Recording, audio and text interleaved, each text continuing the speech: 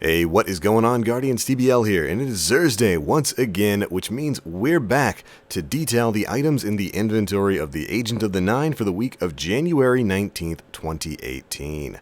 Now, of course, this week's flashpoints are on Mercury. This means that Xur can be located in the Tower Hangar. So I'll go ahead and load it up, head on over to the spot behind the Dead Orbit Station, and you'll find Xur hanging out on the rafters in the back. Alright, big guy, it's Friday once again. Let's go ahead and see what you brought around this time. Alright, taking a first look here. Nothing too terrible. The weapon could be a little bit better, but let's go ahead and dive on into everything he's got this week. First things first, of course, we start this off with our FATED Isochronal Engram. For a mere 97 legendary shards, you too can pick this up, and it should hopefully give you an exotic that you haven't already picked up before. It will give you a duplicate sometimes, though, so it's not quite guaranteed. But here's hoping you get something good. The weapon for sale this week is the Tractor Cannon Exotic Shotgun. This one's a real head scratcher because sometimes it's super fun and sometimes it just kind of sucks. It's got the special intrinsic perk Repulsor Force, which fires a powerful impulse to push enemies away, and its special ability is called the Scientific Method, where damaging an opponent will temporarily increase your speed and handling with this gun. Now, it's definitely capable of some lulzy plays. You can go pushing people around and off cliffs in PvP, but it's so inconsistent that it makes me upset, because this could be a really fun trolley weapon that turns into something good like the No Land Beyond, but we'll have to see.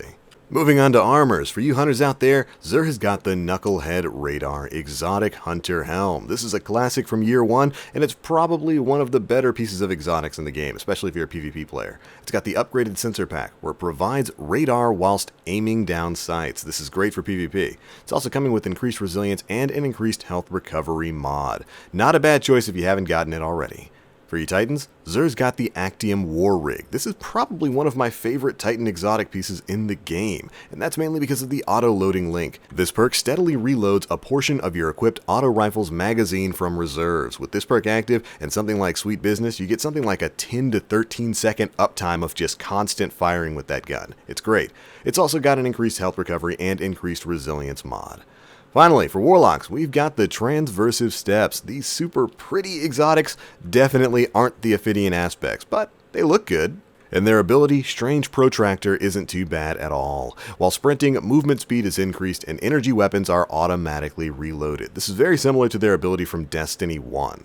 And of course, they're coming with increased mobility and increased resilience mods. You mix this with something like the Mida Multi-Tool and the Mida Mini-Tool, you're going to be a speedy little Warlock that's almost as fast as a Destiny 1 Warlock. But alright, that's it for the armor. You can pick all those up for a total of 23 legendary shards. And finally, for 31 legendary shards, you can pick up your 3 of coins, which of course grants you a higher chance at getting exotic engram drops from certain sources out in the world. The effect lasts for 4 hours. But alright, Guardians, that's pretty much it for your Xurs Day review. This week is interesting. Knucklehead Radar, definitely worthwhile purchase. Actium War-Rig, definitely a worthwhile purchase. And if you don't have Ophidians, well, Transversive Steps aren't too bad for your Warlocks at all. Still, none of the newer guns on sale from Xur, which is kind of interesting. He hasn't sold anything like Crimson or the Colony.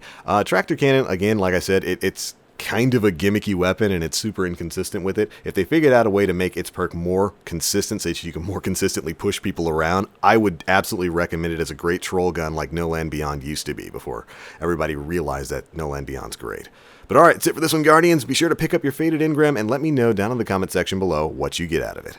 But I'm out for now. Thank you guys so much for watching. And as always, I am TheBlackLink. You Guardians, stay frosty.